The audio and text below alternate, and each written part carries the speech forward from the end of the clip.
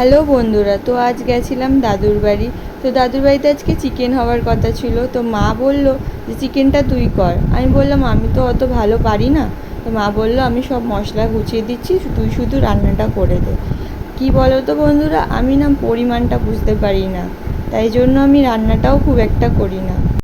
তো তারপর সব মশলাগুলো মা দিয়ে রেখেছিল, আমি শুধু ঢেলে নিয়ে মাখিয়ে নিলাম। আর আমার না চিকেনে একদম আলু ভালো লাগে না, আমার চিকেনটা শুধু কষাই ভালো লাগে। কিন্তু আজকে মারা বললো যে আলু দিয়ে করতে, কারণ আলু ছাড়া ওরা খেতে পারে না। তাই জন্য ছোট ছোট করে আলু কেটেছিলাম, কারণ ছোট ছোট আলু কাটলে ভালো লাগে।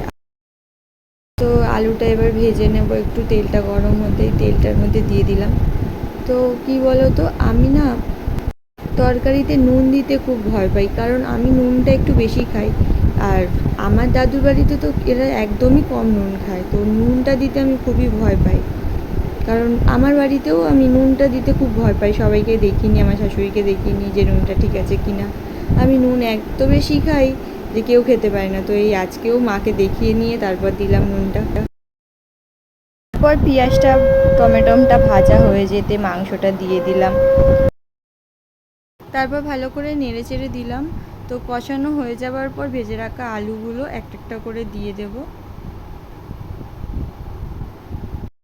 জানি আমি তোমরা সবাই আমার থেকে ভালো রান্না করো, আরও সবাই খুব ভালো রান্না করে, কিন্তু আমি তো খুব একটা রান্না করি না। তো আজকে মা বললো রান্নাটা করতে, তাই ভাবলাম তোমাদের সাথে একটু শেয়ার করি। আর এইদিকে তরকারি দেখতে দেখতে বাবু কান্না শুরু করে দিয়েছে। তো আমি বললাম মা তুমি একটু তরকারিতে জলটা দিয়ে একটু নাবিয়ে নেবে। তো ওইদিকে আমি বাবুর কাছে চলে গেলাম। তারপর তরকারিটা হয়ে যেতে ভাই নিয়ে বসলো খেতে। ভাইকে বললাম যে কেমন হয়েছে বল। তো ও বললো ভালোই হয়েছে, ভালোই পেরেছিস করতে। এই যো কান্না থেমে গেছে, এখন পুতুল নিয়ে শুয়ে রয়েছে। তো টাটা বন্ধুরা, আবার দেখা হবে নেক্সট ভিডিওতে। যদি ভালো লেগে থাকে একটা শেয়ার, একটা কমেন্ট, একটা লাইক করে দিও।